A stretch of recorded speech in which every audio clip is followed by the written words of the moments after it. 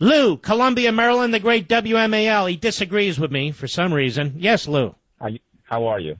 All right. I just want to say I think the president should utilize his executive powers. And if the American public is as outraged as you are, then come next November, they'll elect a Republican supermajority in the House and the Senate that will override any presidential vetoes, and they'll be able to pass laws that they see fit. Well, Lou, that's not how it's supposed to work.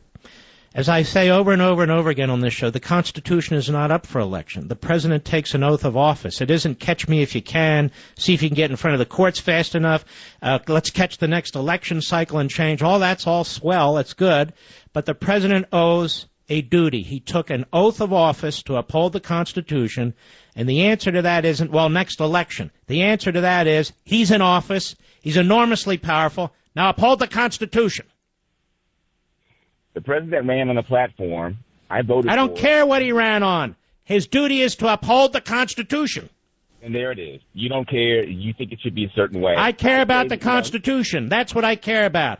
And it scares the hell out of me. You're in Columbia, Maryland. Your state's going to hell. You're surrounded by leftists in your legislature, your governor. Your health care system now is one of the worst in the country. Your tax rates are among the worst in the country.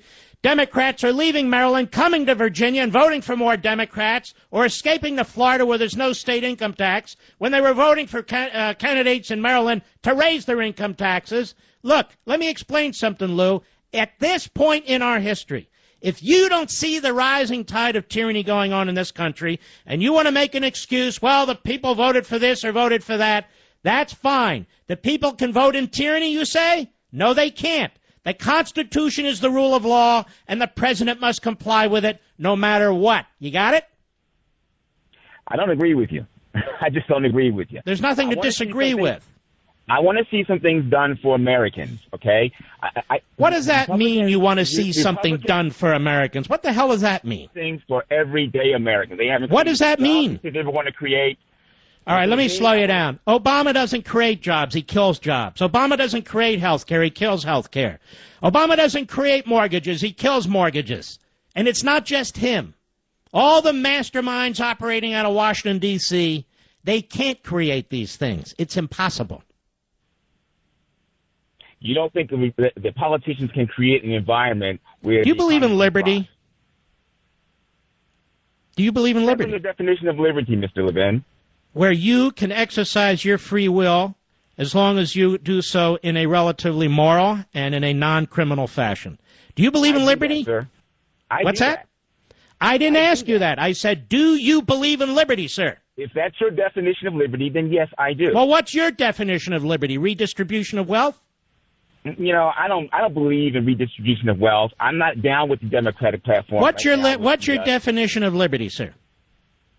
My definition of liberty is the ability to have freedom, to come and go as you please. Well, to use freedom to define liberty is unhelpful. Go ahead. Pardon me? Well, freedom and liberty are essentially identical. So how would you define liberty or freedom? Let me put it that way.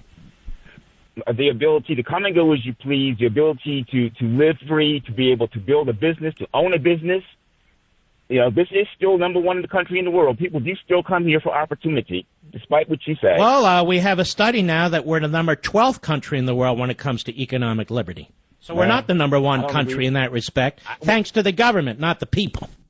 Who's number one? People are flocking to this country still for opportunity. Some are coming for opportunity. Some are coming because of the generous welfare state. Some are coming because of chain migration. Somebody came here and they want to come and be with their family.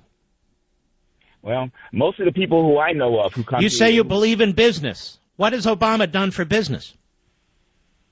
You know what? I work in the mortgage business, and quite frankly, we're doing pretty good. We're doing well. That's not what I hear from a lot of people in the mortgage business. I'm sorry? That is not what I hear from a lot of people in the mortgage business. But what does Obama do for mortgages anyway? Can you name one thing? What has he done? Well, they've kept the interest rates low through the Fed. He hasn't had anything to do with the interest rates. But that, apart from that, I asked you what he has done. He hasn't done anything, Lou. Let me help you. You know what I like about you, Lou? You're respectful and you want to have a discussion. The problem is, Lou, I'm not getting many good answers. People have refinanced their homes. People have been able to buy homes. The rates are low. Yeah, we've been able to do that for about, 100 years?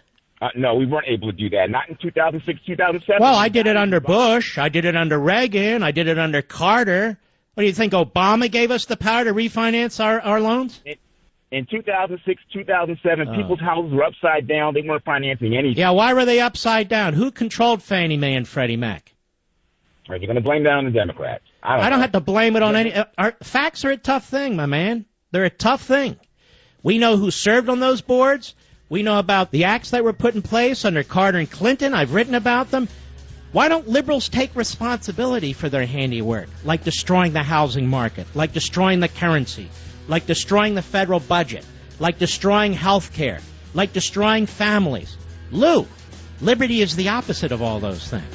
Thank you for your call, my friend. I do appreciate it.